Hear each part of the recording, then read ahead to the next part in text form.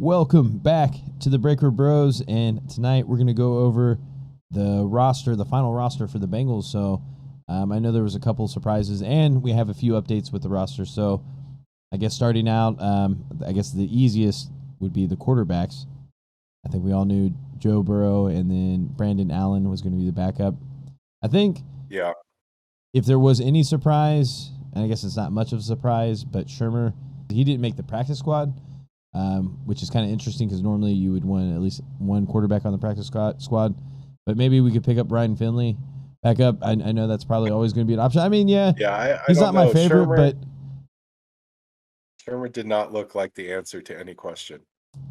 Yeah, the only thing that stuck out to me, which I didn't realize, is, and maybe I saw this wrong, but apparently, is he really 6'4"? Is that true? They said he was 6'4", 220. So you saw the same thing too? Yeah, I was just like, he doesn't look 6'4". No, that's what I thought. I thought he to me he looked like the same size as like Dalton height wise, right? Like, I mean, I'm sure he's taller than the average person, but like he looks slight. He looks like that. Who's the guy that had the same last name? The Eric Dungy. That dude looks 6'4", 220. Yeah, no, he definitely looked thicker.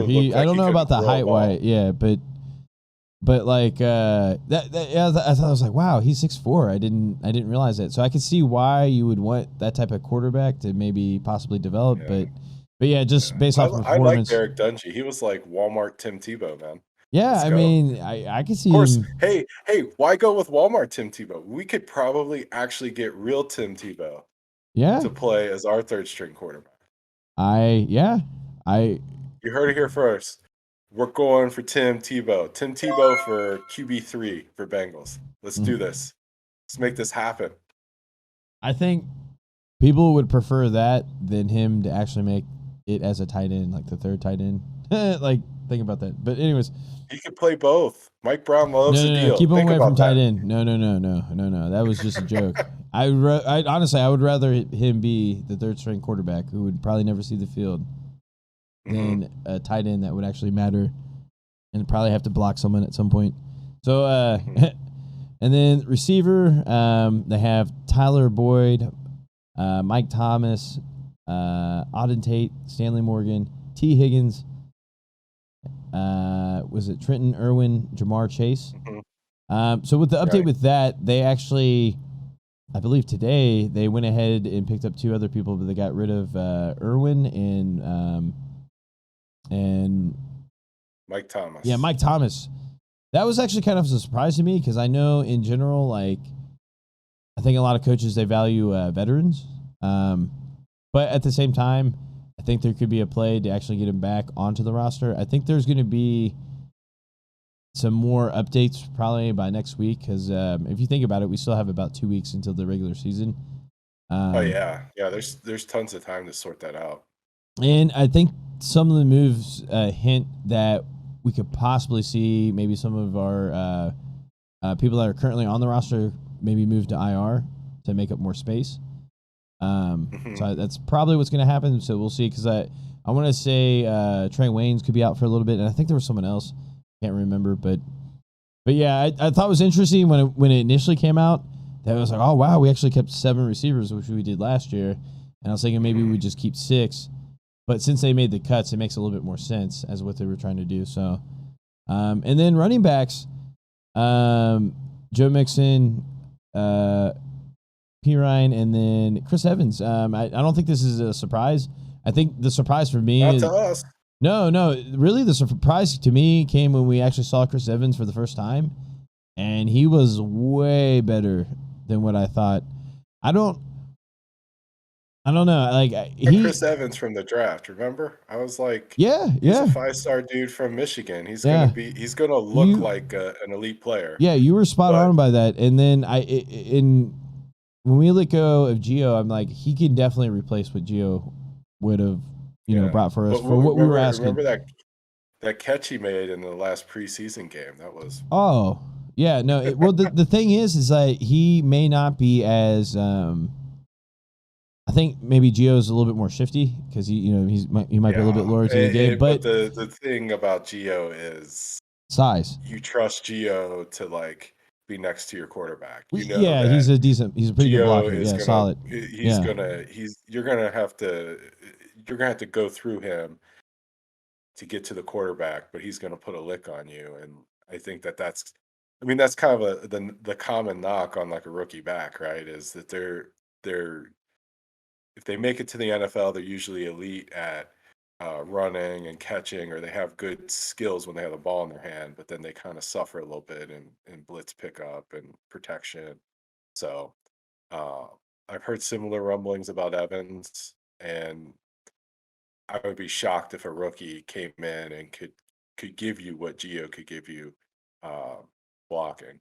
Yeah, and the cool thing is that we were actually, I think, able to sneak the other running backs that we had onto the practice squad. So I think was it Travion Williams and The Williams brothers, right? Puka and oh, Travion. actually the three, yeah, actually Puka, Yeah, so you got Travion, Jock and Patrick, which was to me, I mean, I think they played it right. The fact that none of them got picked up, and we have those in our back pocket.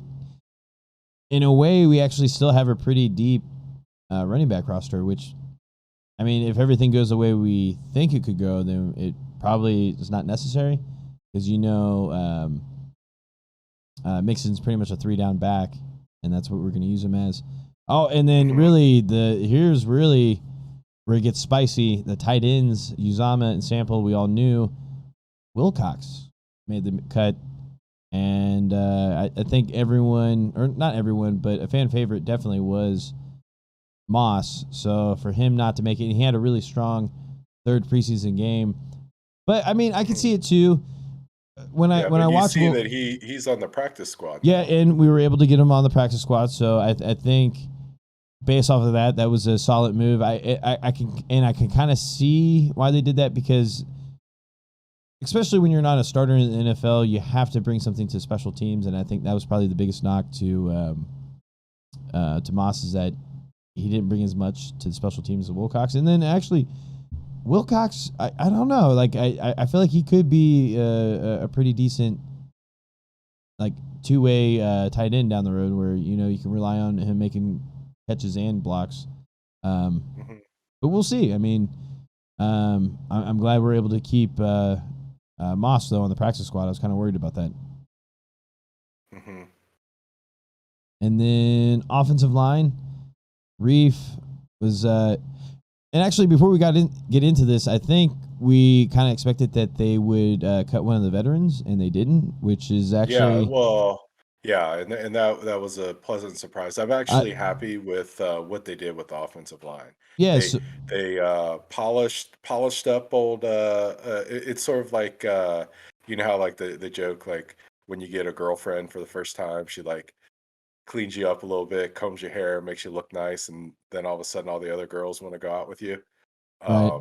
The Bengals kind of did that with Billy Price. They played him a lot. They made him look good in preseason, and then they flipped him for a useful player. Because the amount he was playing seemed to indicate that he wasn't like considered like a high end starter, because he was like playing the entire playing with like both the first string and the second string. But then made me think that, wait a minute, he's playing with the first string and second string. Does that mean that Trey Hopkins won't be ready to go for the beginning of the season? But I guess that kind of sorted itself out. So I like what they did with the offensive line, considering what they started. They got rid of all the guys that have caused problems in the past. So. Right, and you're exactly right. They showcased Price. He proved enough, and to get anything out of him is tremendous. Plus, not only do we actually get another pick or another player, and I think we get a pick too, right? Don't we get an extra 6th round pick? Additional 6th round pick. Right.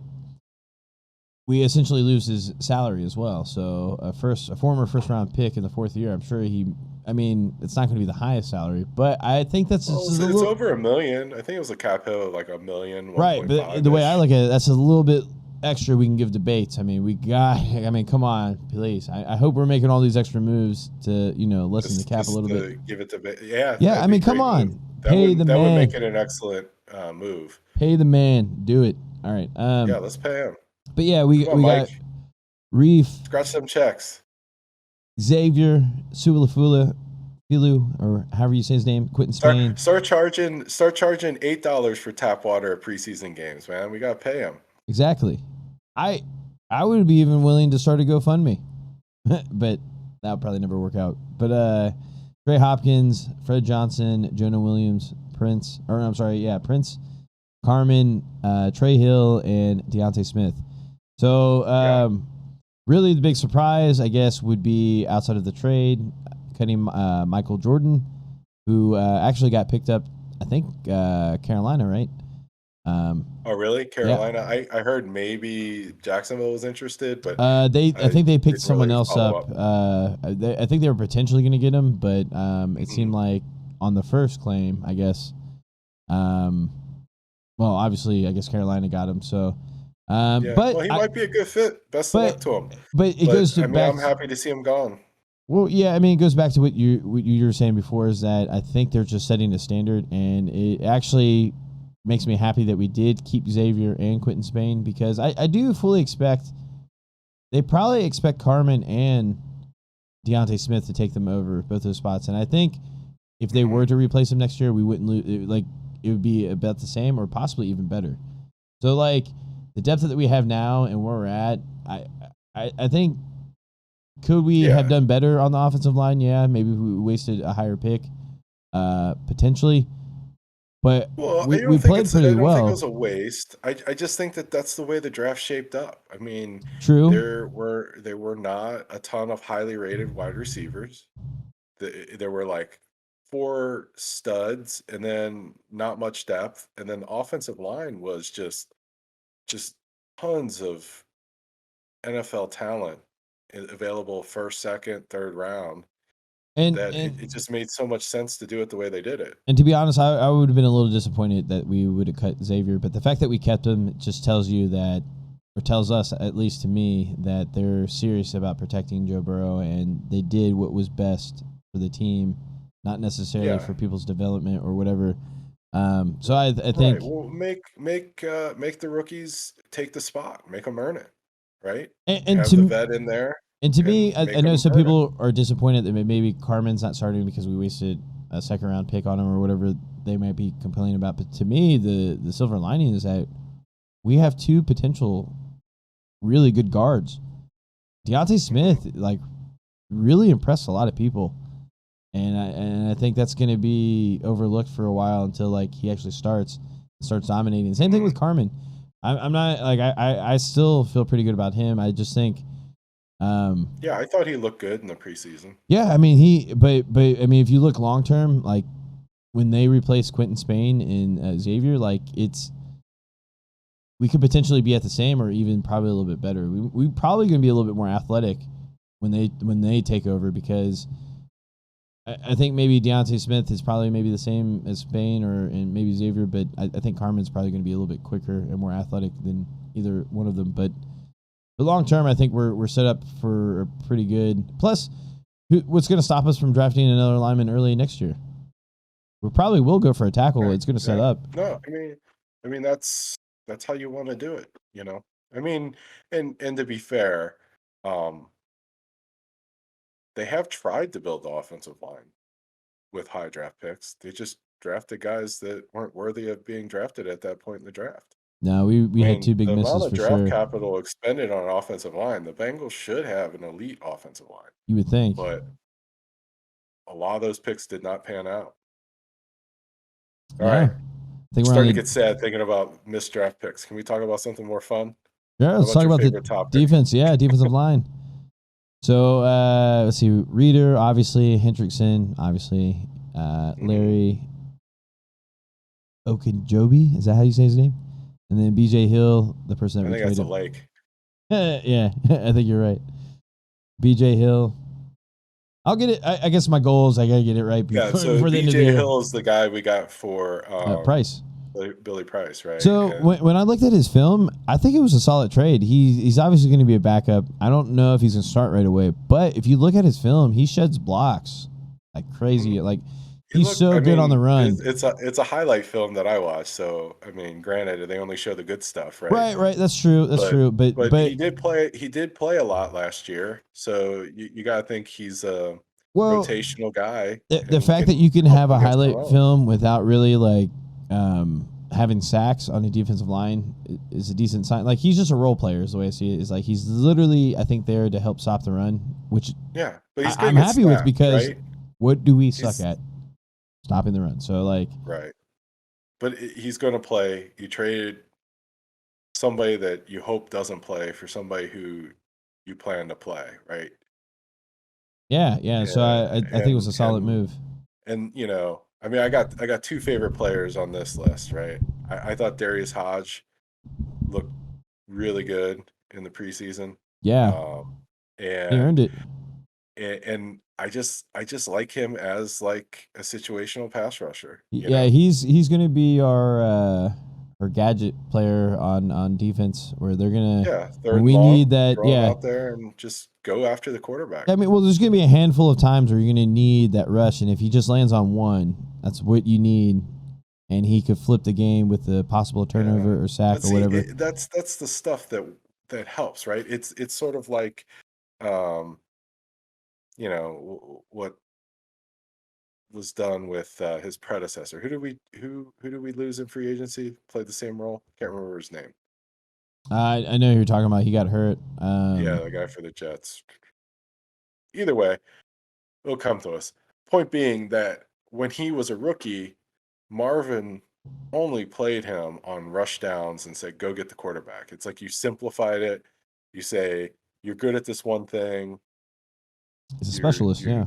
Yeah, you're a specialist. Little is asked of you beyond what your specialty is. Go get it, right? And it makes it easier for the rookie to contribute. And then the specialist on the other end of the spectrum, also another favorite of mine, is Tyler Shelvin. It just makes me so happy to see like a 350-pound human be able to move the way he moves. Yeah, he's very I just nimble. like him as like you got your third and long guy, and you got your third and short, fourth and short guy. The rookies, it's just nice that you have guys that fit in and have some roles. So yeah, and we were kind of talking about this earlier. I just feel like our defensive tackles from top to bottom are kind of underrated. Because Reader and then Okajobi and BJ Hill with Tupou and Shelvin. I mean, that's a pretty solid five. I think Tupou is kind of under the radar because he just really hasn't been showcased. Maybe more so last year. Maybe people were able to get to know him a little bit more. Maybe around the league. I think internally, especially when it comes to Dave Lapham, I know he's been one of his favorites for a while. So, and I usually lean to him when it comes to lineman stuff. So, but from top to bottom, and then Khalid Kareem seemed like he played well, and then he got hurt again, which kind of sucks. Which makes sense as to why we traded for or picked up another defensive end. But yeah, from our defensive line is, I wouldn't say it's elite, but it's pretty solid. I think where we benefit is that there's not much of a when we go from first to second string, there's not that much of a drop off, and when you rotate as many people as we do on the defensive line, I think we really tire out offensive lines, and it seems like even in the preseason, we had a lot of consistent pressure, and it seemed like whoever they rotated in, which sucks. Osai, obviously, when he got hurt, he played really well. Hodge played really well, and even when Khalid Kareem came back, he played really well, and then he got hurt again. But so, and then Cam Sample had moments where he played well. So I'm really optimistic. Yeah. And then linebackers, I think we pretty much assume this as well. The five: Evans, Pratt, Bailey, Davis, Gaither, and then Wilson. Pretty much a homegrown group. All people that we drafted. So, I don't think there's any surprises there. And then defensive backs, pretty much what you would expect. Allen, Waynes, Apple, Bell, Awuzie, Hilton, Wilson, Phillips, Bates, and Davis. And then, of course, your specialists, Harris, Huber. And then this might be like the start of the draft for me. McPherson. I'm telling you, man. Yeah. So check this out. Here's like video of his like 57-yard field goal. Oh, this is a good view. Yeah. This is from GOAT Joe Burrow. So